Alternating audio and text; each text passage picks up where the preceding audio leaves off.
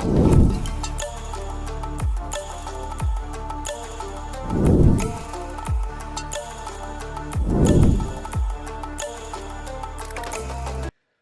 to Far East Wargaming, bringing you another Heresy Thursday. My name is Richard, your host, and it's a pleasure once again to welcome Jason. Hello, everyone. Glad to be back. So this week we're doing another army review, and we're looking at the 4th Legion, the Iron Warriors. Yes, this is Perturabo's boys, or you could also be loyalist if you read in a lot of the black books. I call the Iron Warriors playing on easy mode, but I don't actually mean that as an insult because it's easy to paint. Their rules are very straightforward, and if you like shooting, and who doesn't in Heresy 2.0, this is the Legion for you. Yep. It is one of the simpler ones to paint, you are right. I've seen a lot of very simple armies painted with a lead belcher spray, a Agrax coating, and a bit of splash of color, yellow stripes, the yellow and black hazard stripes. But I don't think actually hazard stripes were too prominent in the Horus Heresy. Yeah, you see them. You don't see them to the extent as 40K, but they were a thing in 30K. But there was also a lot of interesting variations in terms of use of more black in some cases and different special units and whatnot. But hey, the fluff or the painting is a story for a different day.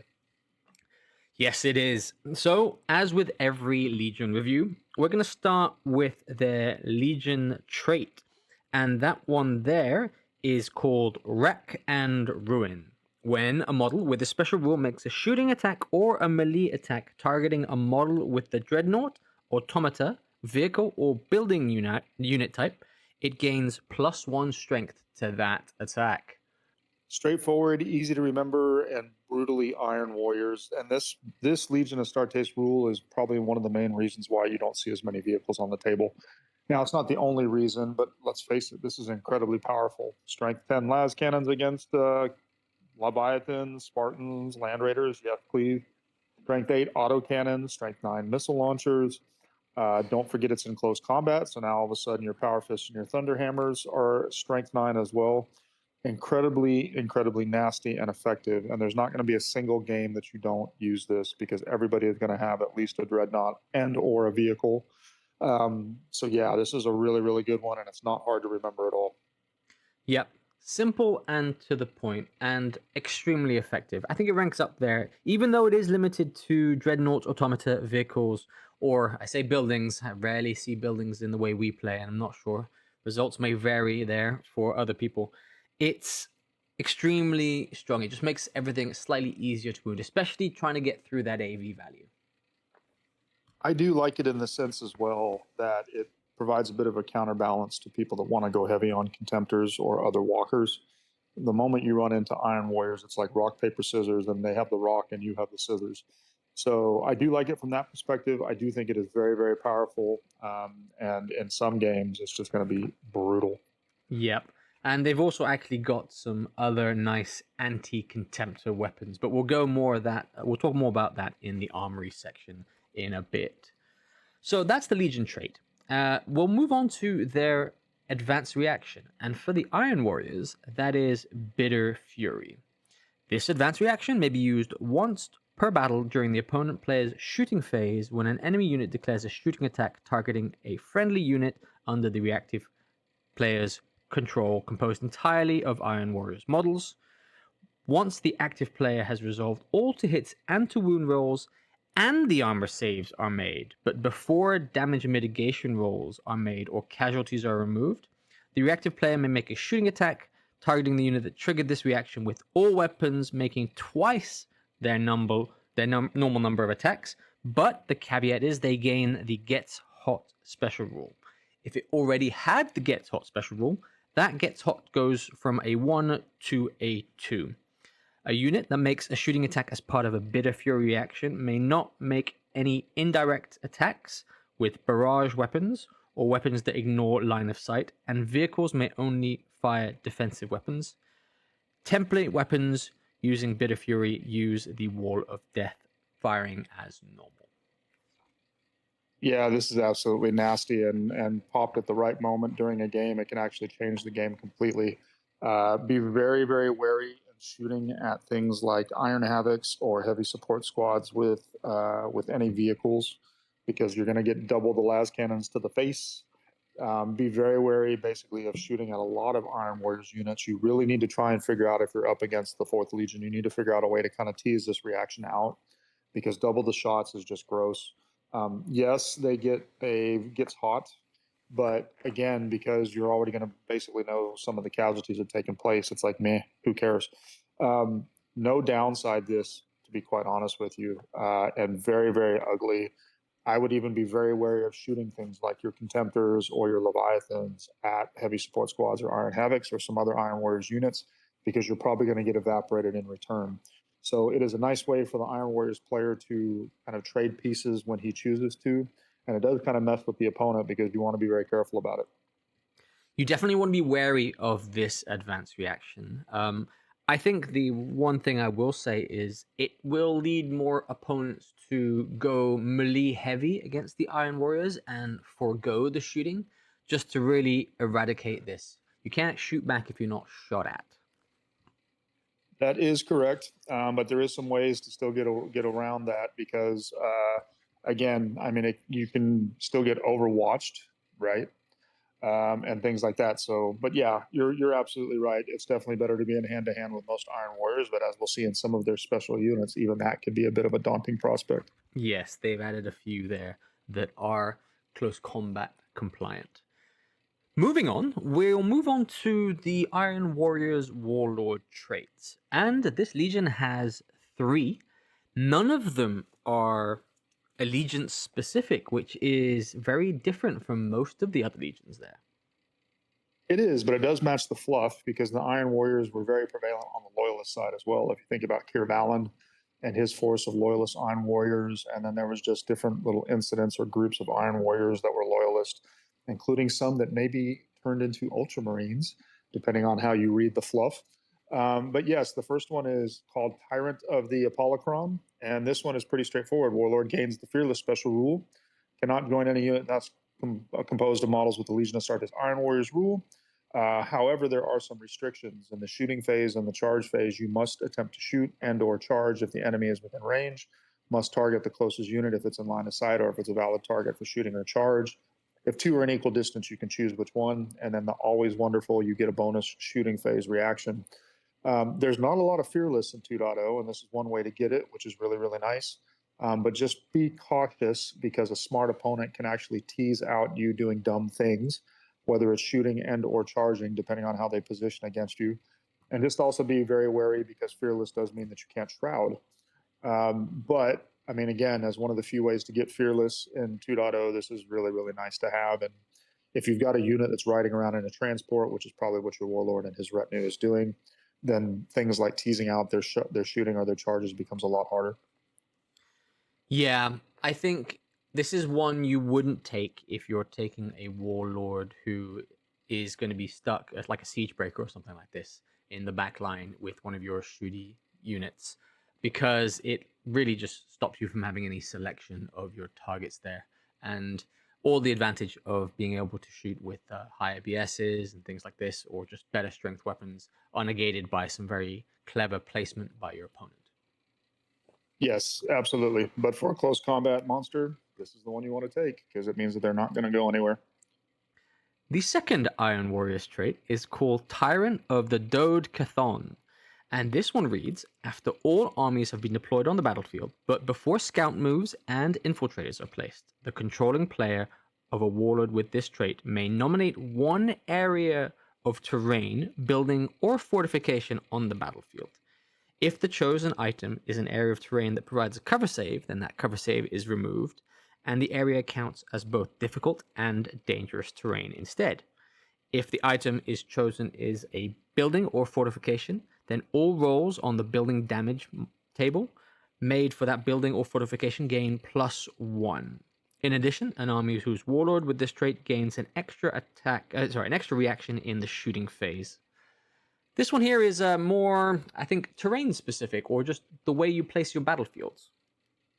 It is terrain specific, which means it's not always going to be useful depending on the table that you play on. If you're not having a table that has area terrain building or fortification, but that's going to be very, very rare in most cases, because area terrain is going to be things like forest, a building or fortification. I mean, there are a lot of GW terrain that has that, so that is kind of useful. This one's definitely not as good as the first Warlord trait, but it is very fluffy, and it is nice to see a Iron Warriors player use this particular Warlord trait. You do still get the extra shooting phase reaction, so again, that's considered definitely the best of the reactions that are available. So situational, not as good as the first one, but not useless. Yeah, I think this is really something that's very Iron Warriors. They're the ones who are the siege breakers, the ones who are great at taking down fortifications. And this Warlord trait really exemplifies that. But again, the mileage may vary with you depending on how you guys lay out your terrain. For us at Far East Wargaming, I think we very rarely buy fortifications in our armies.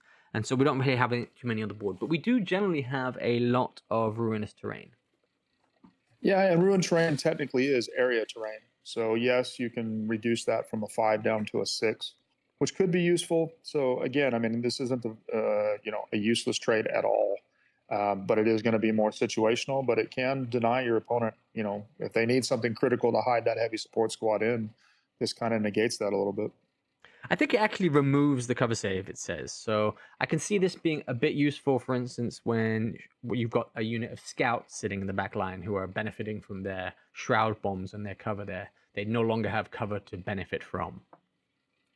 Yes, you're right. I'm sorry, I was mixing up the +1 with removing the cover save.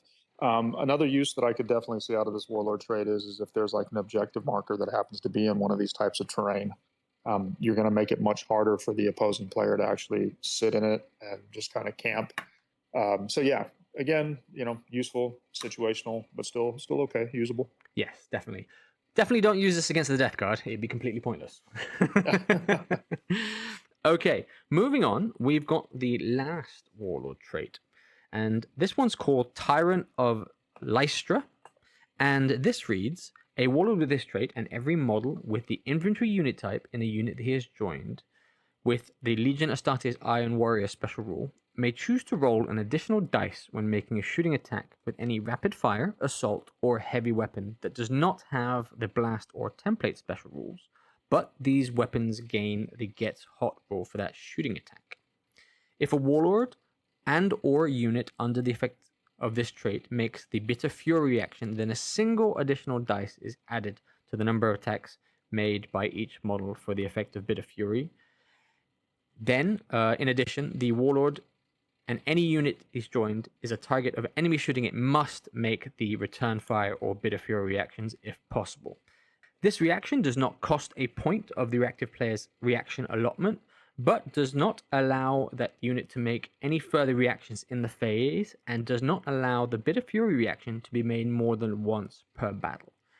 However, a Warlord with this trait and any unit that is joined may make no other reactions in any phase except the Interceptor advance reaction.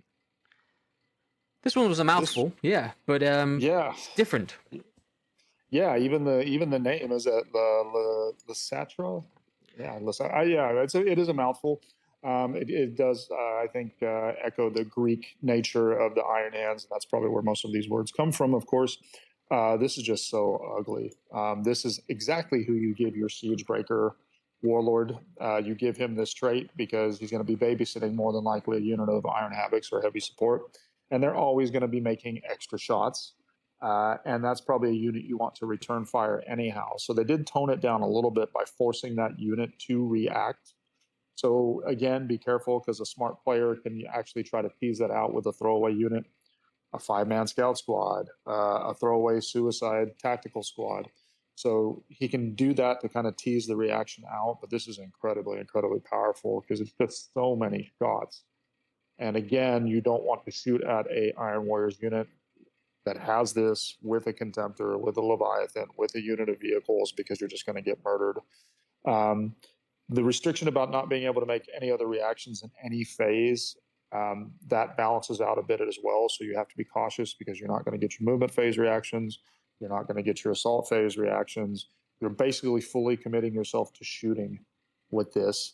But let's face it, it's Iron Warriors. That's what everybody does. They want to shoot a lot. So very, very good Warlord trait. Yeah, I like it. I like the effect that it adds the get hot, which really means that if you do use your Bitter Fury, you're now getting hot on a 2, a 1 and a 2. It kind of makes you avoid using las cannons for this reaction because it's instant death for any of your characters there. And on a 1 and a 2 with multiple shots, I think it'd be 3 with a las cannon there because you double the 1 las cannon and add 1. You're likely to lose quite a few people. You are, yes. But again, it says that you can either return fire or Bitter Fury. So in most cases, you're just going to return fire and you don't really have to worry about the overheat. And your character vaporizing himself is only going to be a specific character like an Armistice that's carrying a weapon that is AP2 or something like this.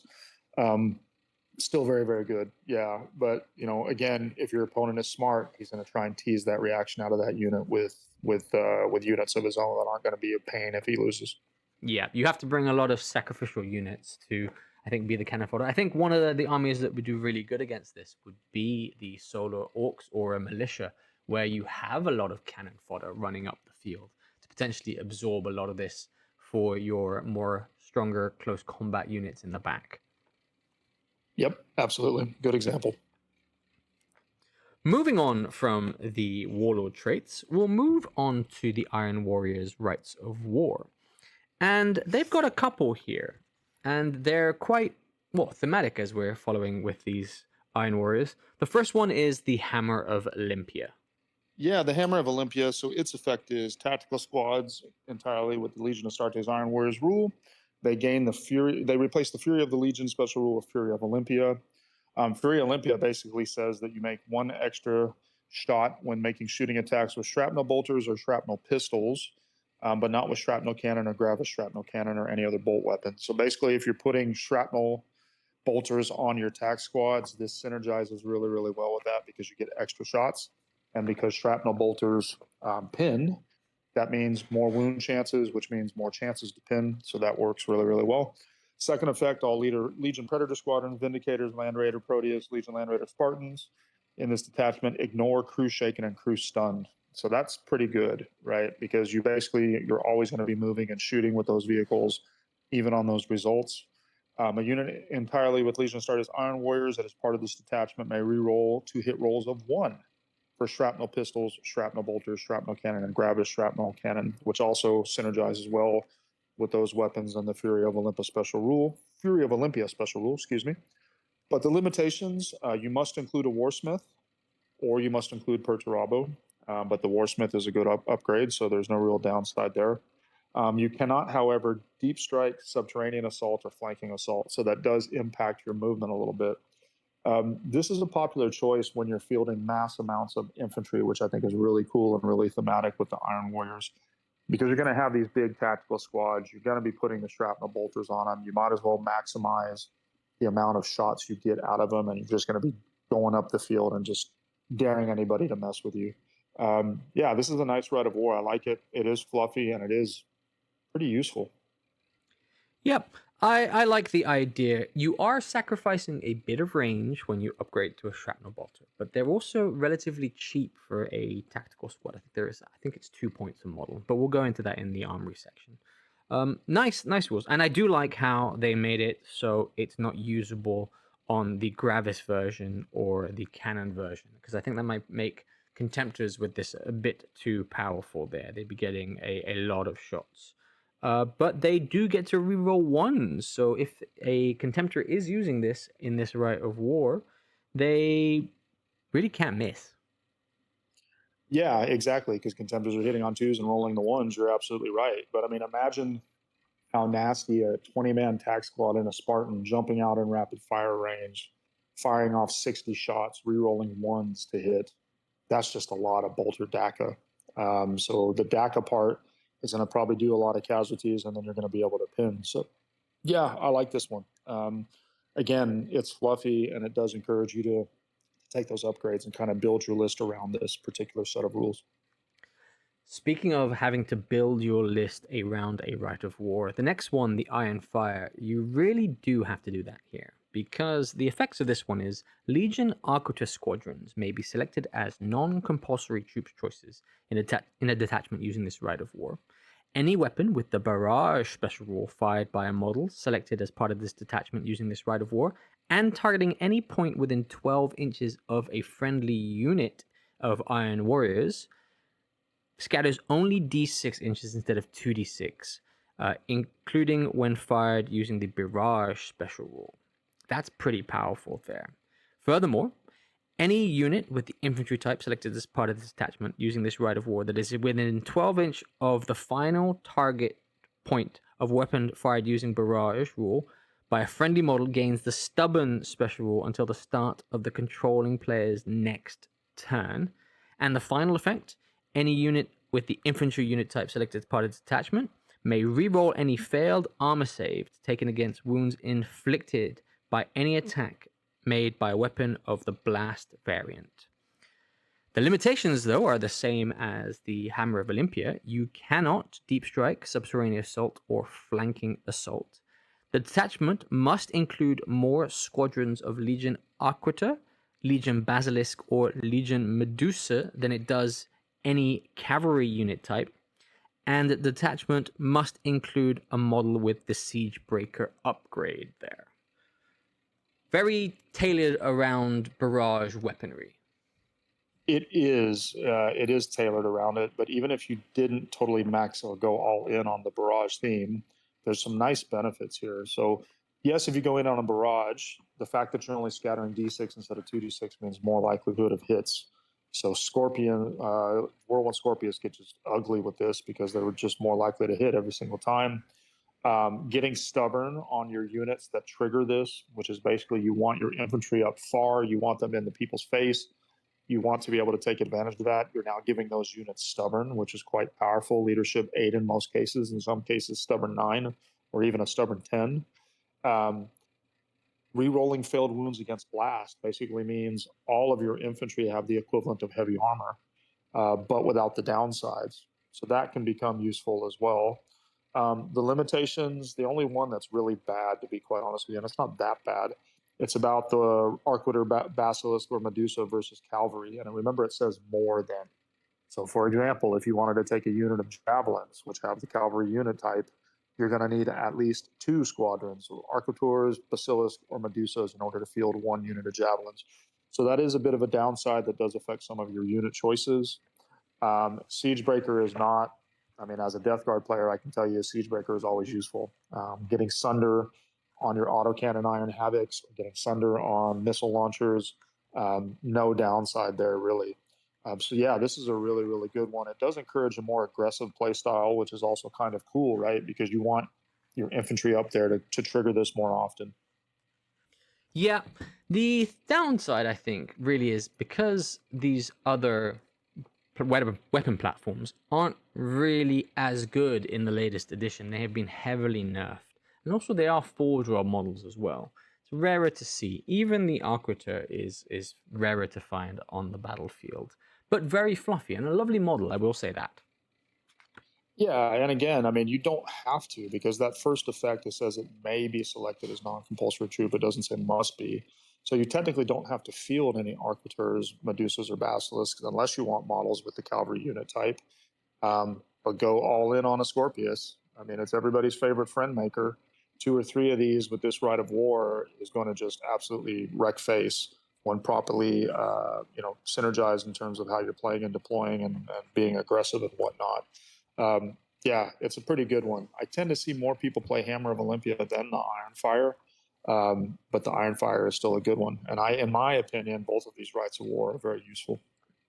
I think the Hammer of Olympia there just has more legs to it in terms of more models that are able to use it. You do have to do that compulsory upgrade to the shrapnel bolters to get advantage of it, and you have to be running tactical heavy lists. But I think with Iron Warriors, you want number of models over fun toys. You have enough fun toys already with taking 1 or 2 select units. Yep, this is true, and no pun intended on the more legs, because you're going to be taking that with lots of infantry. So So moving on next, we'll move on to the armory section for the Iron Warriors, and it's actually pretty small there. First off, we start with their Legion Praetor upgrade, which is the Warsmith, and a single Legion Praetor or Cataphracte or Tartarus Praetor with the Iron Warrior special rule may be upgraded to a Warsmith for plus 20 points. The Warsmith gains a Cortex controller, a servo arm, as well as Master of Autonoma and the Battlesmith 3+ special rule. He cannot be given a Legion Sparta combat bike, a Scimitar jet bike, or a Legion Warhawk jump pack. And this is the upgrade you need to take for a Hammer of Olympia to get that Rite of War, because it's one of the limitations there. Yes, but this synergizes really well with one of the premier Iron Warriors units, which is the Iron Circle maniple, which is their version of robots.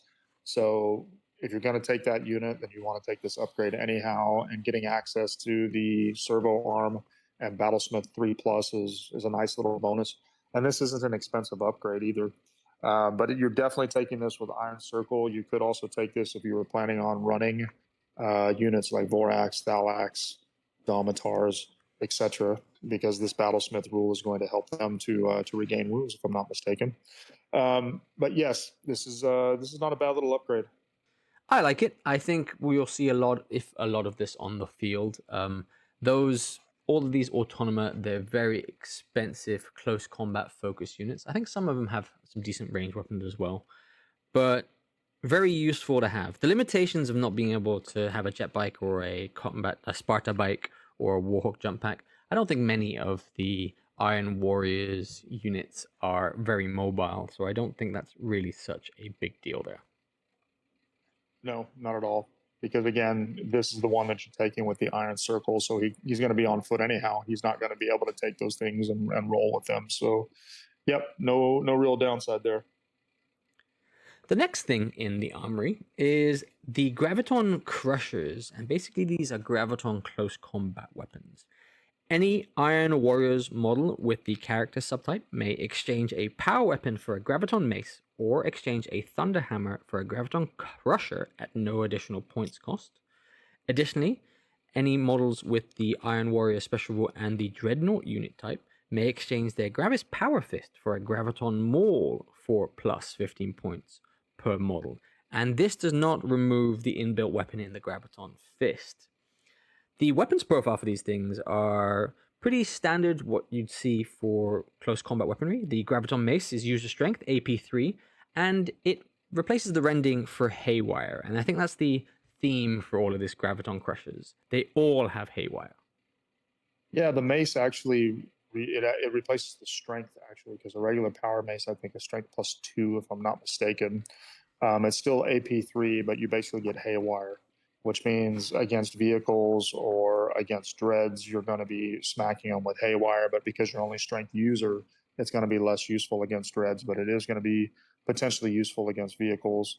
I probably wouldn't upgrade that, and I probably wouldn't upgrade the Thunder Hammer to a Graviton Crusher, because you're going from strength 8 to strength +2, and you're losing the Brutal 2, and you're replacing it with Haywire.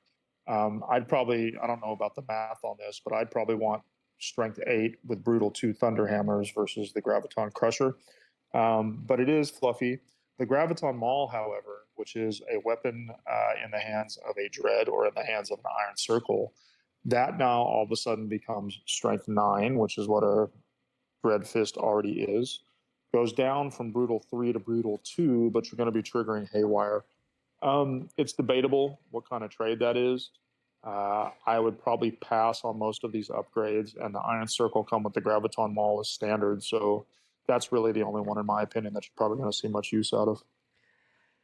I thought the same as you when I was first reading this, but then I took a tiny bit of time and went over the Haywire rule. So the Haywire rule removes the to wound roll by replacing it with the Haywire table for Dreadnoughts. So that's Graviton Mace with Strength User actually doesn't have any effect. The guy is hitting at standard initiative and rolling on the Haywire table against Dreadnoughts. So arguably, I think that's a lot better than a Power Fist. Yeah, that's actually a fair point. I didn't think about that. So yes, actually that could be useful. But again, I don't know. I mean, I would probably rather take the fist and rather take the thunderhammer also, because those are kind of more all-rounder weapons.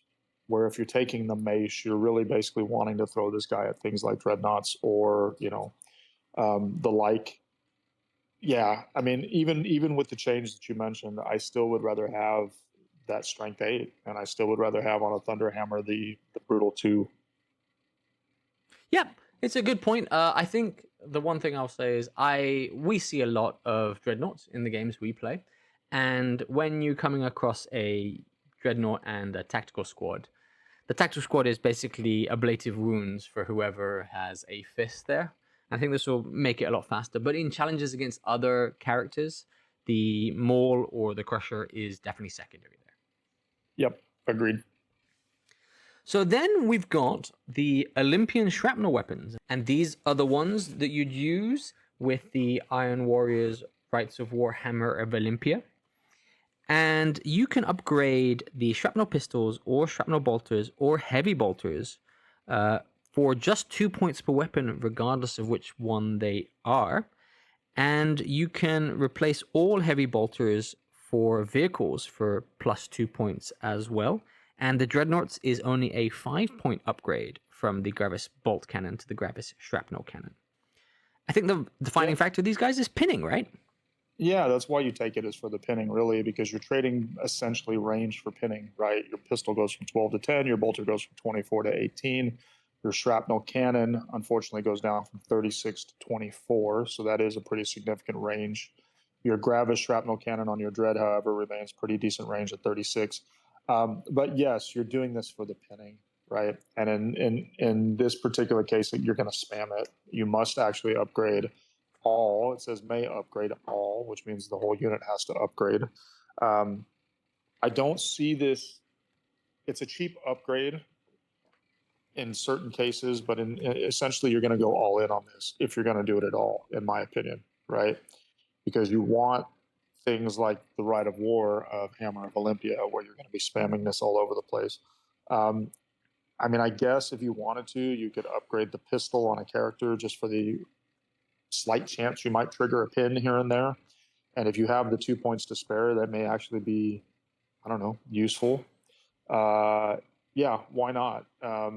But again, one pistol shot or 1 or 2 bolter shots triggering pinning, it's a low chance. But again, hey, if you've got the extra points, or in the case of a character you don't need to pay anything, then you might as well go ahead and give it to them.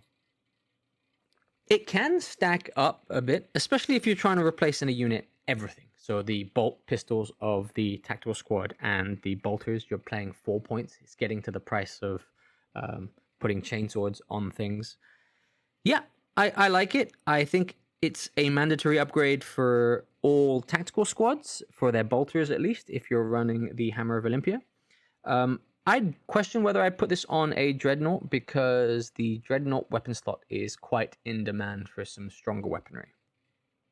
Agree, but it is a fluffy choice even on Dreadnoughts, and it's a fluffy choice for Iron Warriors, and we don't always do everything based purely on effectiveness. But on your characters that are already toting a bolt pistol, just do it. It's free, and you get a chance to pin, even if it's a low chance. Yeah. So, moving on from the armory section, we're going to talk about the leader of the Iron Warriors, the master of the Iron Warriors, the Lord of Iron, the Breaker, the Hammer of Olympia, Perturabo, for 425 points. His profile: movement 7, weapon skill 7, ballistic skill 7, strength 6, toughness 7, 6 wounds, initiative 5, 6 attacks, leadership of 10, and a 2+ standard save. His war gear is the Logos Array, frag grenades, Cortex controller. For his special rules, he's of course an Iron Warrior, Master of the Legion, Battlesmith 2+, Firing Protocols 2, Master of Autonoma. He is Traitor and Sire of the Iron Warriors. And he may be given Forge Breaker Desecrated for another 35 points, bringing him up to a total of 460 points there. if you want to give him the stolen weapon. And for his Warlord trait, he has Sire of the Iron Warriors. All models with the Legion Astartes Iron Warrior special rule and the infantry unit type in the same army as Perturabo roll an additional dice when making morale checks or pinning tests caused by shooting attacks and discard the dice with the highest result before determining the result of the check. In addition, you get an extra reaction during the shooting phase. Purdy is good, and he's worth every bit of the points, and especially the 460, because let's face it, you're going to take Forgebreaker Desecrated because it's a Strength 12 power Thunderhammer, which we'll talk about in just a minute. His Warlord trait is very useful, right? Because it's going to make you much harder to break. It's going to make you much harder to pin, and it is army-wide pretty much, right? But it does only affect infantry. Very, very, very nice. And his war gear is even more nice, which is what makes him such a beast. He has a 2-up invuln, or 2-up armor save, which is pretty standard for Primarchs, but he does have a 3-up invuln, which is not as common. And he ignores night fighting. And basically, he and any unit that he's with can do the Interceptor Advanced Reaction, and it doesn't cost a point from your reaction allotment. It doesn't allow you to do more than 1 reaction per phase for that unit, and it does not. But it does allow you to exceed the normal 3 reactions limit in a given turn. So it's basically a free interceptor. His shooting is the Logos Array. It is for shooting. It is 30-inch range, strength 6, AP 3, assault 6. So he can definitely plink off some Marines with his shooting. It does have twin link, shred, pinning, and shell shock 1, which means it also triggers more pinning, and it does reduce the leadership due to the shell shock 1. And if he uses it in melee, it's strength +1, which is basically putting him at strength 7, AP 2, but it's two-handed. But let's face it, you're not gonna ignore taking Forgebreaker Desecrated. Strength 12, AP 1, melee unwieldy, mastercrafted, Exoshock 3-up, which makes it more nasty against things like vehicles, and brutal 2. Now, Forgebreaker in the hands of Ferrus Manus is not unwieldy.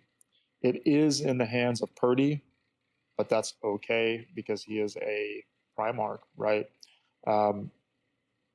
He's a beast in hand-to-hand, and he's tough to kill, especially if you stick him something like Iron Circle. He becomes almost impossible to kill in a standard game. You basically just got to try and stay away from him, to be quite honest with you. And then things like Battlesmith 2-up. I mean, if he was riding in a vehicle, or if he does want to try and do something with the Iron Circle, he can. The firing protocols, too, is a little bit of an interesting rule to me because there's nothing that he has that he needs to trigger firing protocols to. He's only got 1 shooting weapon. Okay. Well, not sure why they gave him that rule. But yeah, he's a beast. And again, if you put him with Iron Circle, or even if you put him with a command squad or a unit of Dominators or whatever else, you're not going to kill this guy. 3-up invuln, you're not. It's just not going to happen. So beware when facing the mighty Perturabo. Yep, he is a tank in that sense. I think in close combat, he is one of the more tanky ones. I just question whether he'd survive against some of the pure close combat guys. Yeah, I mean, we haven't done the math. We haven't done a Primarch face-off. But I mean, the 3-up invuln alone is going to increase his durability versus most other Primarchs. The strength 12 on the Forgebreaker means he's going to be wounding every other Primarch on a 2-up. And he's got 6 attacks, not on the charge, right? So if he can hang in there, there's a good chance he's going to be sneaking through 2-3 wounds a turn. He is only weapon skill 7, so against somebody like, I don't know, a Jagatai Khan or a Lehman Russ, yes, it's going to be a little bit harder for him to hit, but when he does hit, there's a good chance he's going to wound and a good chance that you're going to fail it. It's a 50-50 basically every time you wound most Primarchs. Yeah, I don't know. I'd be interested to see the math. Maybe we might have to do a little Primarch matchup at Bat Rep where we put some of these guys against each other. That might be fun in an arena type concept. I think I've seen some other people do this. It might be fun for Far East Wargaming to do the same. I think we do have the majority of the Primarchs available in our community. We do, yeah. Let's have a thought about that. Well, moving on from the Primarch Perturabo, we'll move on to the elite choice, and we spoke about them before, the Iron Circle Maniple. And this comes as 1 Dominator Ferrum for 150 points. For war gear, there's a shrapnel cannon, a graviton maul, and the Kasuri battle shield. They are relentless, Hammer of Wrath 3, which is actually pretty rare nowadays, moving bulwark, and the shield of the Iron Tyrant. And you can have up to 5 additional for 135 points each. So this is a pricey unit, but I think you have to take the additional to really make the most of their rules. You do, because the way the rules work, which we'll talk about in just a minute, you're not going to run just one of these. You're going to run a minimum of 2, and sometimes I've seen people run 3 in bigger games. Because the battle shield, the Carceri battle shield says you get a 5-up invuln, and anything that is an instant death, it's not removed as a casualty, but you suffer D3 wounds, which is kind of similar to what happens to a Contemptor. Any charge that includes one of the models with the shield, which is not locked in combat, is always resolved as a disordered charge. So that's pretty good. It's defensive. It forces the disordered charges, which is nice. The moving bulwark rule is why you take more than one of these, because when you're in base to base with another unit that has, or another model that has the same rule, the invuln save goes up by 1 to a maximum of 4 up. So now their shields are going to a 4-up invuln, which is even better than a Contemptor or a Leviathan. You just got to have 2, and you just got to remember that you got to keep them in base to base. Shield of the Iron Tyrant rule basically just says that if you have a maniple of at least 3 models, you can select it as a retinue squad. That includes Perturabo instead of elites. An Iron Circle maniple selected as a retinue squad counts Perturabo as its leader for the purpose of the special rule.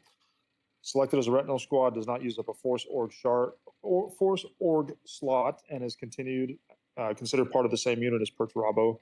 The maniple selected as a retinue squad has to be deployed with Perturabo. Perturabo cannot leave it voluntarily. And anybody that is chosen as a retinue squad for Perturabo gain Feel No Pain 5-up. So as we alluded to when we were talking about Perturabo, he's hard to kill. He's even more hard to kill when he's running with 3 of these guys. I mean, just forget about it.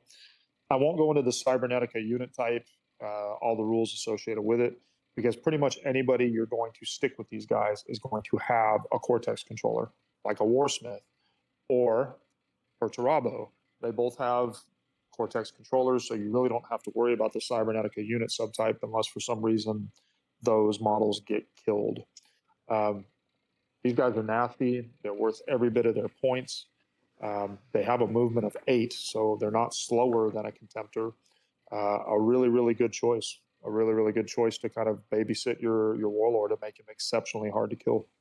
Yep, they're a bit weaker in close combat if you think about it, because they are weapon skill 4, ballista skill 3, but that really doesn't come. You're not going to use the shrapnel cannon all that much for this. And they only have 5 wounds, but when you're sticking them with something with a Cortex controller or Perturabo, Battlesmith 3+2+ there, these things aren't really dying. No, they're not. They're not. Again, save your shooting for something else. Don't shoot at the stuff that has the Bitter Fury advanced reaction. Don't waste your time trying to kill these things through shooting. But you're absolutely right. You can shoot through them in hand-to-hand depending on what's with them, right? Because they do only have the 3 attacks. They are, against things like a command squad, only going to be hitting you on 5s. So yes, that's pretty much the way that you try to whittle these things down. Yeah, but their maul is instant deathing you if you're getting hit by that. But also very pricey. I think it's for 3, it's 420 points. If you're adding that to Perturabo's 460, you're getting very close to 1,000 points there, and not including some dedicated transports that Perturabo can have that I think are in the legacies, which we'll talk about in just a few minutes. Moving on, we've got the only unit that's in the actual black books, so the Liber Hereticus there, and that's the Tyrant Siege Terminators for 300 points. And I think these are the ones that everybody associates with the Iron Warriors. Yeah, and they're really, really good. So they have a pretty standard Terminator profile. They don't have the weapon skill 5 that most Legion Elite Terminators have, but everything else is pretty much standard. Unit of 5 for 300 points. Everybody with a Combi Bolter, Power Fist, and the Tyrant Rocket Launcher, which is really nice, that we'll talk about in just a minute. Cataphract Itermi Armor, the Omniscope on the Siege Master. For the special rules, Legion of Star Design Warriors, Relentless Bulky 2 Firing Protocols 2, which means they can shoot their missile launcher and their Combi Bolter at the same time. Inexorable, they have that rule as well, kind of like a regular Terminator. For transport options, they can take Proteus, they can take a Land Raider Spartan if they're more than 5 models. It doesn't take up a Force Orc slot because it is a dedicated transport. You can get extra Tyrants for 55 points each. You can exchange Power Fist for Chain Fist at 5 points, which is not expensive, and I recommend that you always do at least 1 or 2 in a squad in case you want to go up against a vehicle or a Dread. You can do Lightning Claws if you want, which also isn't necessarily a bad choice. You're only really giving up the Combi Bolter. It is a bit of a typo here because in the book it says Power Weapon, but they don't come with a Power Weapon. They come with a Power Fist, but I think this might have been corrected in one of the FAQs. Your Siege Master may take a Grenade Harness, but you don't really need a Grenade Harness unless you're going all in on the Lightning Claws because you're already going to be unwieldy anyhow. The Tyrant Rocket Launcher and the Omniscope are really, really good because the Omniscope means that you ignore the effects of night fighting, but it doesn't say you have night vision. So just remember that. It is a minor detail. When you have this Interceptor, if you make this Interceptor advanced reaction does not cost a point from your reaction allotment. You still cannot make more than 1 reaction per phase with that unit, but you can exceed the normal 3 reaction limit in a given phase. So that's a free Interceptor, which is always good. And the Tyrant Rocket Launcher is essentially it's a missile launcher that a heavy support squad would have. You can shoot frags, heavy 4 pinning. That's a lot of pinning opportunity. Cracks, strength 8 AP3, heavy 2. 2 shots each versus 1 for a normal missile launcher heavy support squad. And you can shoot flak. So against things like flyers, this could be quite useful. Heavy 2 Skyfire, which means they don't have any penalties to their ballistic skill when they shoot at those targets. This unit is probably one of the reasons why you don't see missile launcher heavy support squads as often in the Iron Warriors list, because 5 of these guys spit out just as many shots as 10 missile launchers, and they have essentially all the same weapon options available to them, but they're tougher with the armor and the multiple wounds and whatnot. Really good unit. Absolutely nasty in Zone Mortalis, walking around, swinging power fists and shooting missiles, always nice. Yeah, a really good unit. Just be careful if you take them all the way up to 10. Now all of a sudden, without any other upgrades, you're clocking in at something like 575 points. Yep, you are removing the blast template, so you're getting actually a bit more consistency because there's no deviation there. You're getting 4, and so I think what you're losing really on a clumped up 3-inch blast, I think you can maybe get 6 guys in a total clumped up blast there. And most people, when they know blast templates on the field, spread out. This is a guaranteed 4 shots with potential of 4 wounds there. I prefer it to the blast template. Blast templates also have the habit of giving extra saves to heavy units. This is just a very strong weapons platform. I agree. It is, however, in the heavy support slot, not the elites. So it does compete with heavy support squads. But again, you're not going to take missile launcher heavy support squads. I would rather take this every day of the week and twice on Sunday, especially for the Omniscope as well. Yep, and the double crack really is nice. But again, I think for 300 points, you're getting 5 guys. I think you get 300 points, you easily get 10 crack guys in a heavy missile launcher squad. So yes, bit of both, but 2 wounds each, 2+ saves. Still think this is the choice to make. Agree. And my Alpha Legion have a unit of 5 of these thanks to the rewards of treason. So there's that. Yes. Are they these ones, or are they the Ultramarine? Same version, same. No, they're this one. The models are this one. So yeah, it's good to see. But again, that's all that they included in the standard Liber Hereticus. The rest of the fun stuff is in the legacies and the exemplary battles. And I think we'll start with the exemplary battles because this is the one that I think most people will be converting and building here.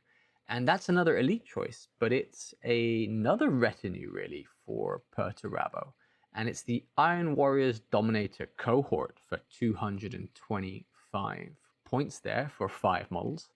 Their profile is movement 6, weapon skill 5, BS strength and toughness of 4, 2 wounds, I4, 2 attacks, leadership 9, and a 2+ save. They come standard in Cataphractor armor with thunder hammers. I think this is the big point. And combi bolters.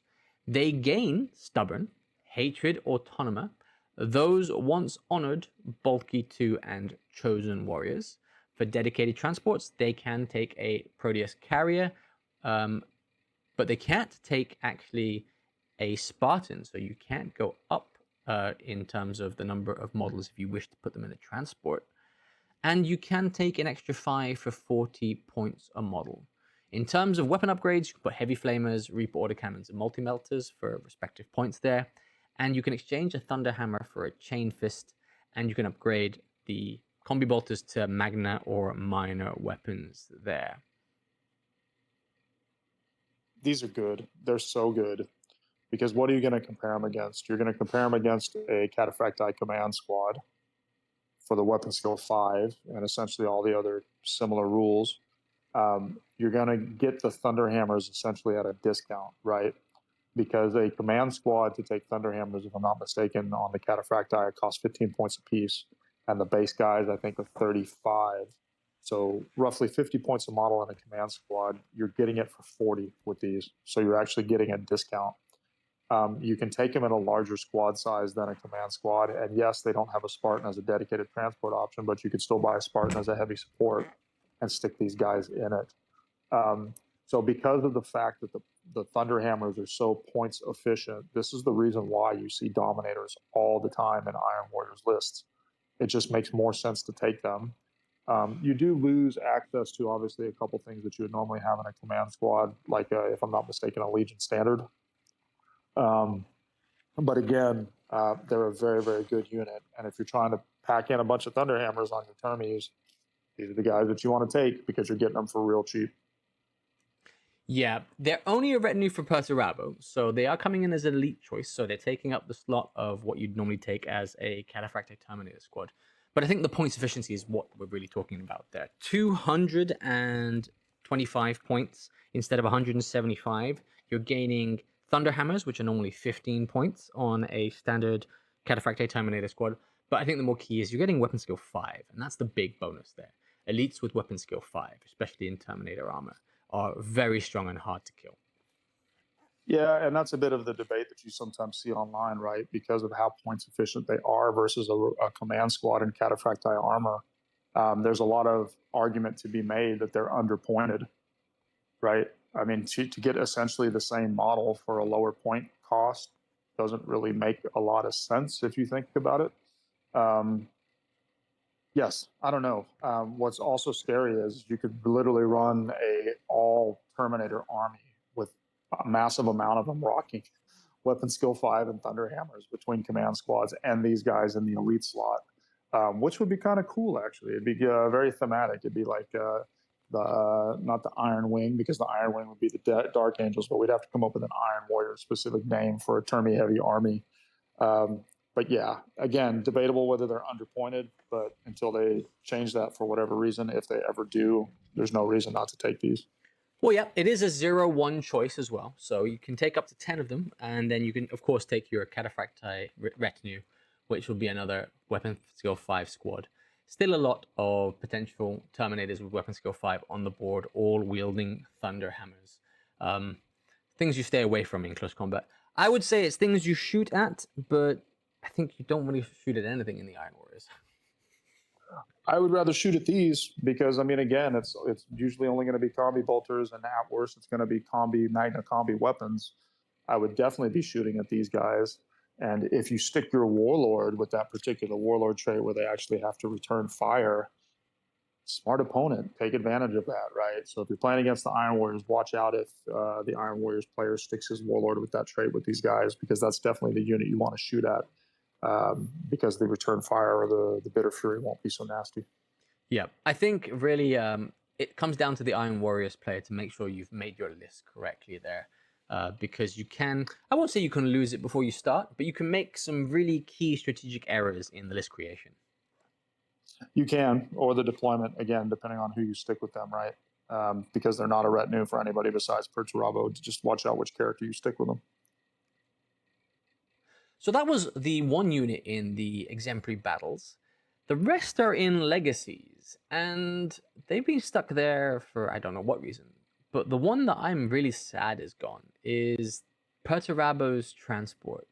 It's a Lord of War. It's called the Tormentor, and it's a converted shadow sword, but it's 800 points. Yes, and most super heavies are not that, or Lord of War super heavy type vehicles like this are just not that good in 2.0. And you would have to play a massive, massive game in order to ever field this thing. I mean, you're talking like 5,000 point games, right? If I'm not mistaken, if Perturabo takes this, doesn't it trigger the rule about that was FAQ'd that if you take, for example, a Primarch with a transport or with a retinue, it all counts towards that 25%. You can't be 25% of your army. Yeah, that's Yeah, right. I mean, if you, That is yeah, right. It's 800 points plus if you're taking the Iron Circle manifold of three guys plus Perturabo, you're talking about nearly 1900 points just in that one unit. You need to be playing 6,000 point games. yeah, which is crazy. But I mean, if you converted one of these up, I feel for you. I honestly do. I truly feel for you. But let's face it, there wasn't that many. So, yeah, I mean, I understand why they probably moved it to legacies for exactly that reason, because it just wasn't a very common choice. Yeah. I'm not going to go too much over the profile. It's a BS5. Not actually that strong because it's 13 sides, 13 front, and 12 rear. But with 12 hull points and a 24 capacity, it's just your transport with a void shield there moving forward. But yes. And then the next unit in Legacies is the one that's actually in 40k, but Legacy in 30k, and that's the Iron Havocs for 135 points for 5 models. And these guys come with the standard normal profile, but they have BS5 with the standard leadership and 3+ saves.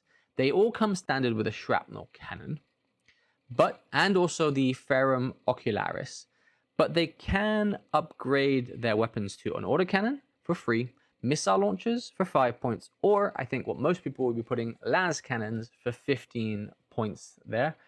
And they can also upgrade the sergeant with artificer armor. The sergeant is the one who gets the Nuncio Vox, and also the melter bombs. But there is there is a Legion Vexilla there. You can get with augury scanners as well for the standard guys.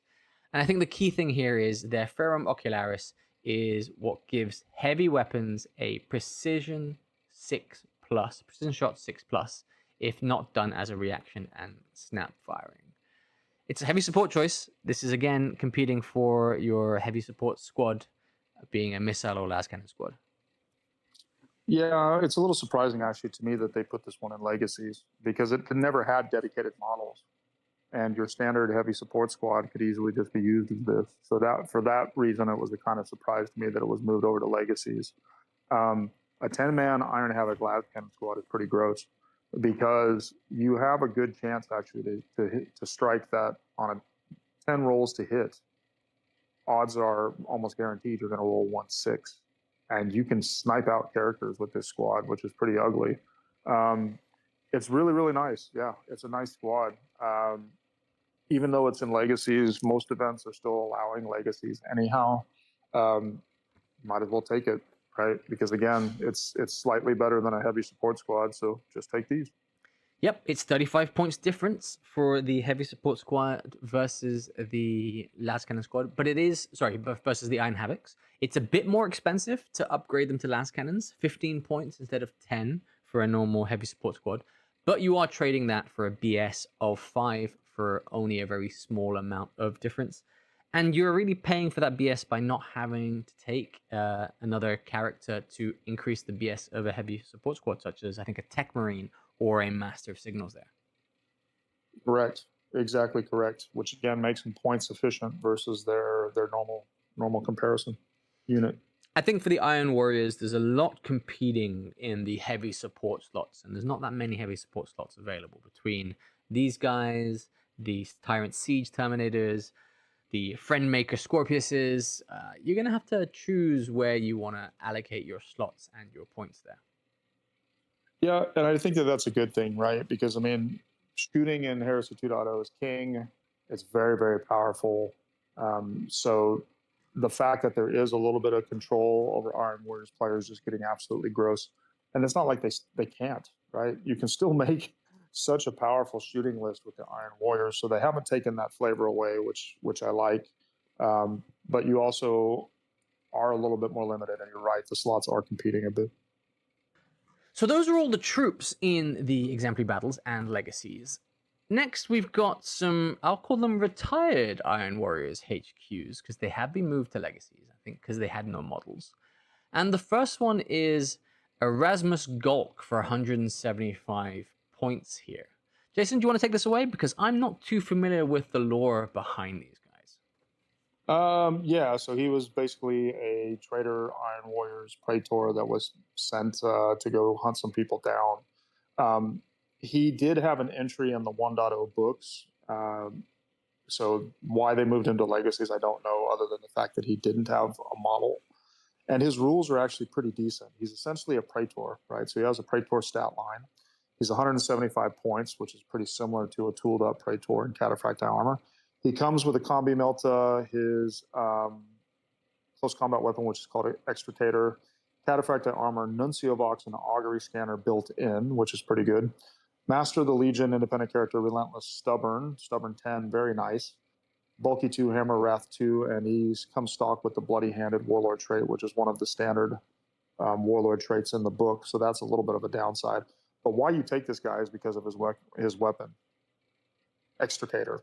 It's essentially a Thunder Hammer, but it's strength 10, right? And it has Armor Bane as well. It's mastercrafted and unwieldy.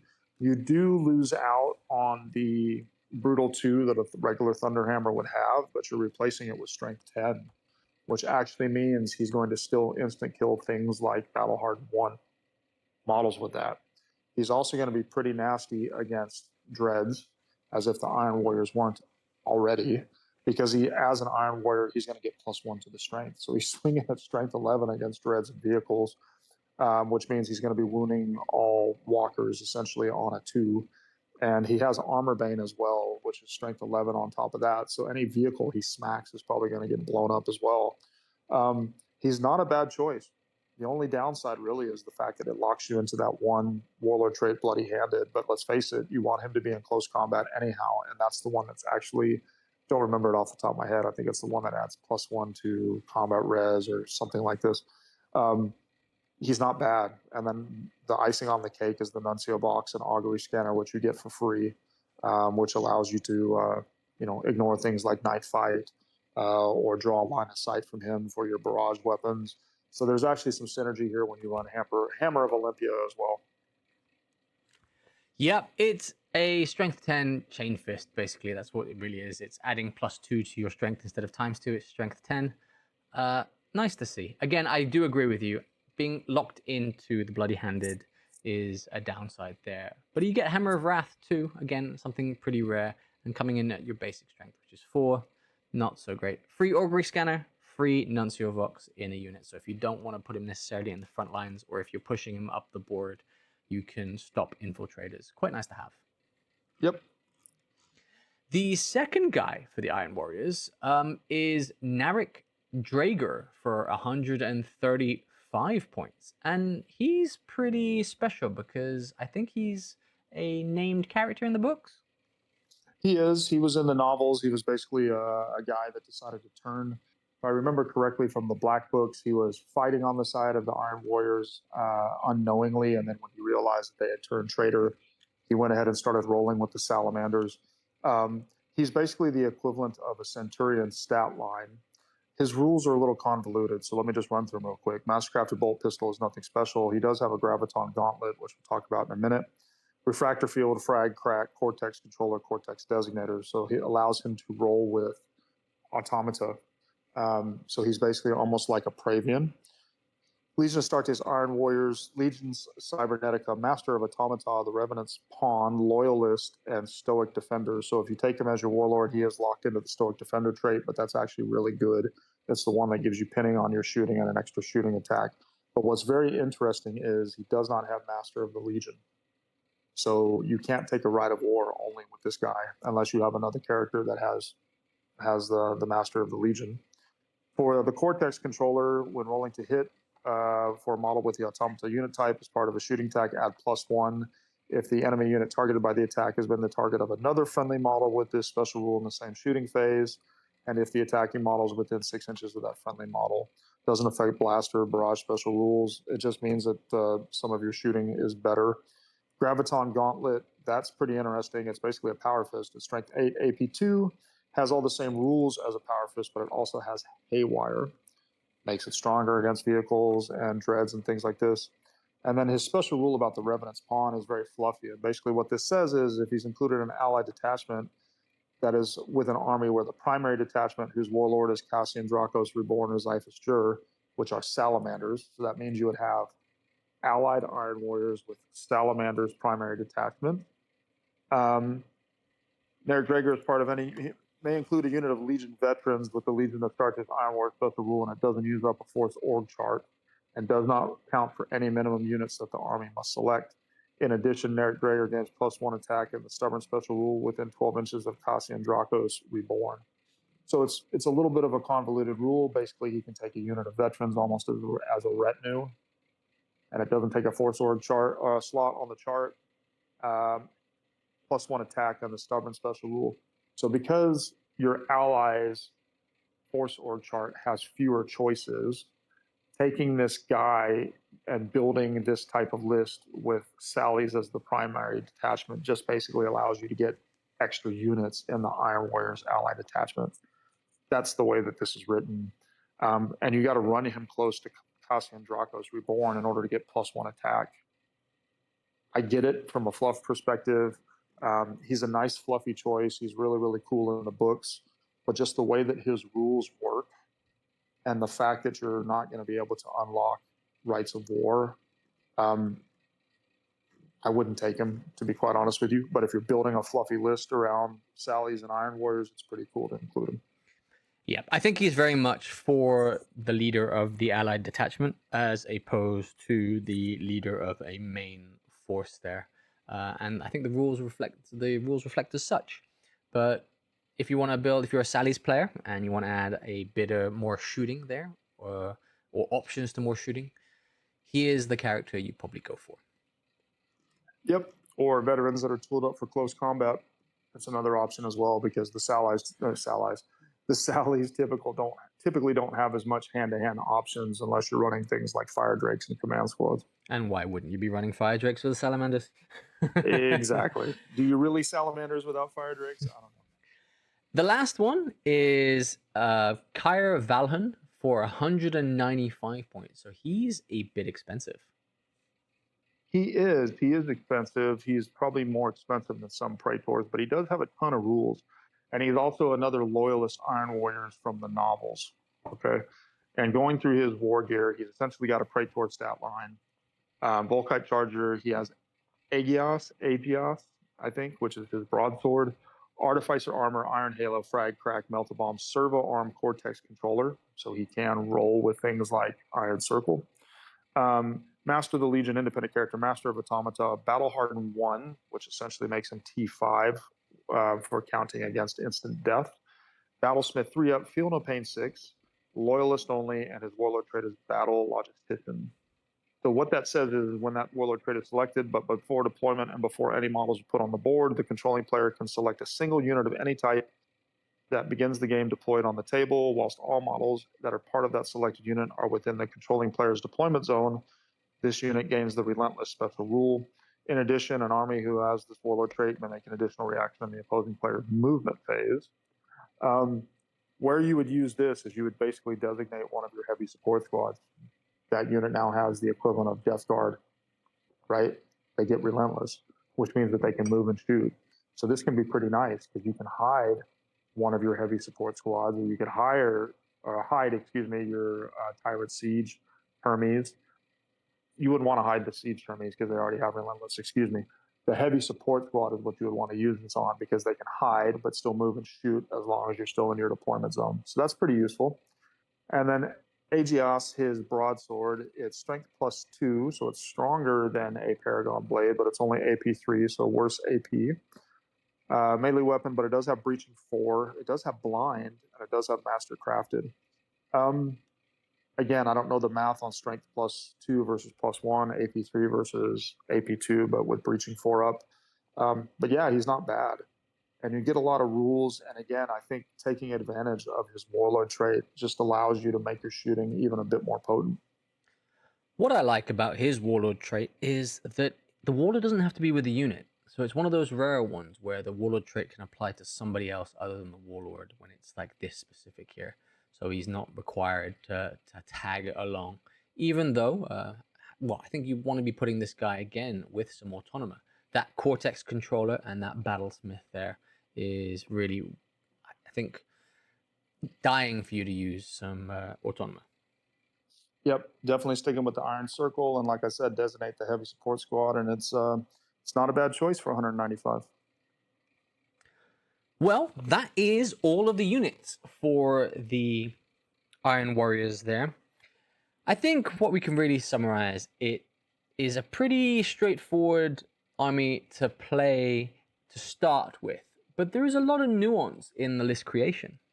There is. You definitely got to spend a little bit more time probably building your list, and it may or may not synergize their rules completely with certain rights of war, but don't let that stop you, right? You can make a case for any right of war for any legion, no matter what anybody says.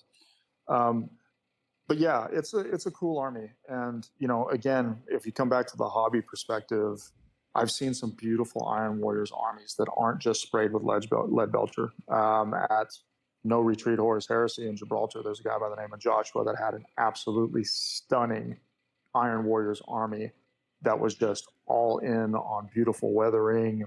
The highlights were amazing. The way he used the black and yellow hazard stripes was absolutely stunning. The bases, all of it together.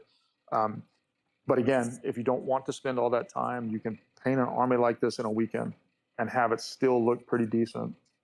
So there's a lot of good reasons to like the Iron Warriors, and I see it as a fairly strong legion. Not top tier, but definitely not middle of the pack. Probably somewhere in between. Yeah. I like them. I think for me, if I ever manage to finish doing my Dark Angels, and there's a lot for me to do and a lot in the plans for that, I think Iron Warriors are going to be the next one I'm going to go for. I do like the entire army itself. I like the lore. I like the convertibility of the models. And I won't lie, I like the potential ease of paint. Yeah, I mean, I did some Gray Knights for 40K, sprayed lead belcher all over Null and Oil wash, and then successive dry brushes of brighter and brighter silvers, and it actually turns out amazing. Yeah. Normally you would say dry brush doesn't turn out amazing, but when you use it on these metallic schemes, it actually looks really, really, really good. And then the beauty of 30K is you can go all in on the weathering to hide any of your mistakes and whatnot. So, yeah, fast to paint. What's not to like? Easy rules. Lots of good reasons why this is a very beginner-friendly army for 30K. Streaking grime is your friend in weathering. Okay, well, I think that is everything we're going to discuss today on our Heresy Thursday for the Iron Warriors. If we have missed anything, please let us know in the comments. We're happy to have a chat down there. But from me, Richard, thank you very much for tuning in. If you haven't already, please like and subscribe to the channel and hit the bell notification icon to get the latest updates from us. We're releasing battle reports and Heresy Thursdays on a regular basis, and we'll be bringing you some more in the future to come. I say it every time, but keep the comments coming. We really enjoy interacting with everybody. We really do pay attention to the comments, and we do reply, I promise you. We appreciate all the support and all the love, and we will definitely catch you on the next one.